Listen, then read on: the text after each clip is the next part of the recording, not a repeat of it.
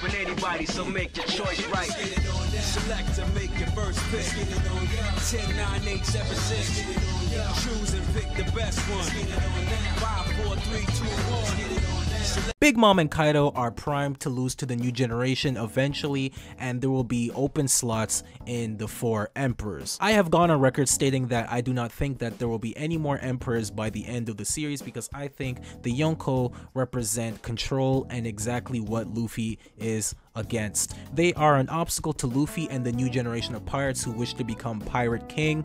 Luffy wishes and desires freedom, but with the emperors in the way having a chokehold on the new world, they are directly in opposing Luffy's dream. But by the end of Wano, or at the end of the Yonko saga, this balance, this control will break apart and there will be utter chaos ushered into the world of One Piece. And also, I just don't think any character in the series thus far has shown they really got it like that. Like, they don't really have any territory or allies to really back them up. Yeah, you could be strong, but as we know from Blackbeard, that strength isn't the only thing to be considered an Emperor of the Sea. Because even though Blackbeard killed Whitebeard back in Marineford War, it wasn't until a full year later he was officially known as an Emperor of the Sea, because he defeated Marco, but also took over the remaining territory of the Whitebeard pirates. But just because I believe there will be no more Yonko by the end of the series does not mean that Oda doesn't plan on having new pirates take over the vacant spot of the Yonko. And in fact, we don't know the full history of the 4 emperors. They could have been a thing during Roger's time. So for today's video, we will be discussing all of the future candidates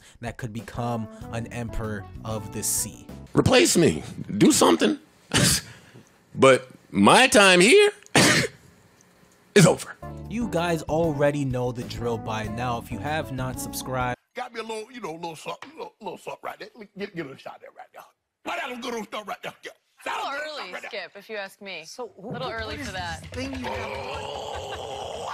and of course, our first candidate is Monkey D. Luffy, because he is already positioned as one of the emperors of the sea. He is considered the 5th emperor. Luffy already checks all of the boxes to be an emperor. He has a powerful crew, he does have territory, Fishman Island, and most importantly, he has a lot of allies. Most importantly, the Straw Hat Grand Fleet, consisting of 5,600 members, which is the main reason why Luffy was considered an Emperor of the Sea alongside embarrassing Big Mom. Now, Luffy is a very polarizing option to be an Emperor, because not a lot of people believe that Luffy deserves to be an Emperor yet.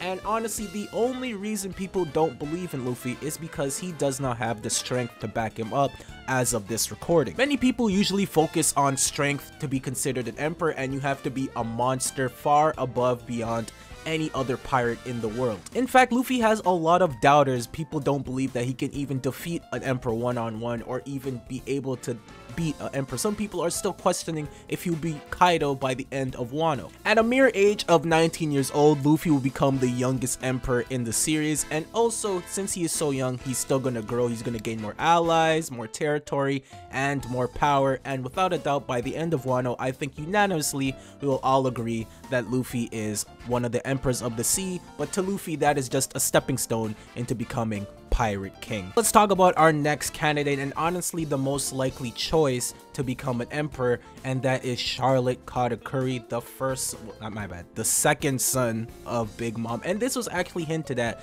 in Wano when the Big Mom pirates fell from the waterfall, and they're contemplating on if Big Mom were to die, who would take over as the new captain. Some were, well, Perospero was the only one who was like, it'd be me, I'm the firstborn son.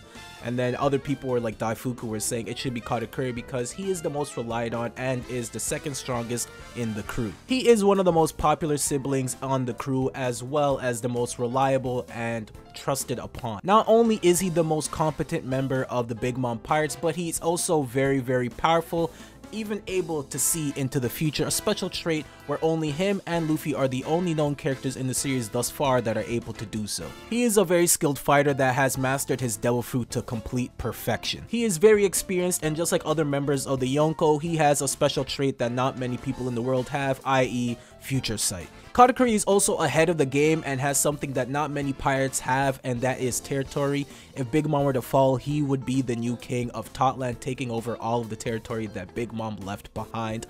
A lot of members of the Big Mom pirates already look up to Katakuri, respect him, and would rely on him. Katakuri is not only the best representation for the Big Mom pirates, but he's also the best representation for Big Mom's dream, which I truly believe Big Mom fully doesn't believe in herself, where she wants to have a world where all races can come together and she can look eye to eye with them. But the thing with Big Mom is, although she was discriminated at a young age, she is still doing the same mistakes that people did to her as she is doing now, when she's discriminating her own children like Pudding and her little dwarf children and etc. for their little differences. And that's kind of messed up about Big Mom, where she wants to live in a world where everyone is equal, but she doesn't even see everyone as equal. In fact, Big Mom kind of looks at other species and people as toys and trophies. But Katakuri has been on the receiving end of being ridiculed, and that's why he is the way he is now, putting all the burdens on his shoulder to protect his family, and knowing that he loves his family and treats them all equally and loving. But it wasn't until the fight with Luffy where he kind of lifted those burdens off his shoulder, and I feel from now on he's just going to be himself, no longer hiding who he truly is. And Katakuri more than anyone understands Big Mom's dreams and ideals, and I think he's the perfect person to fulfill them. Because of that, Katakuri would want a world of equality where no one is ridiculed for how they look or act, and will make Totland a place where his dreams and Big Mom's dreams will come true. It's also not that far-fetched to have a First Division commander become a candidate for Emperor, as we've seen at the end of Marineford War. The Gorosei were suggesting that Marco could possibly replace Whitebeard as an Emperor of the Sea. And that's why Katakuri is the best replacement for Big Mom as an Emperor, as well as her ideals and dreams. Now, we actually have other candidates, and one of those candidates are currently in Wano and is side by side with Luffy fighting against the two Emperors, and that is none other than Killer. Obviously, Killer is one of the best candidates. Imagine if Killer became an Emperor and Kid wasn't. Anyways, I'm talking about Eustass Kid.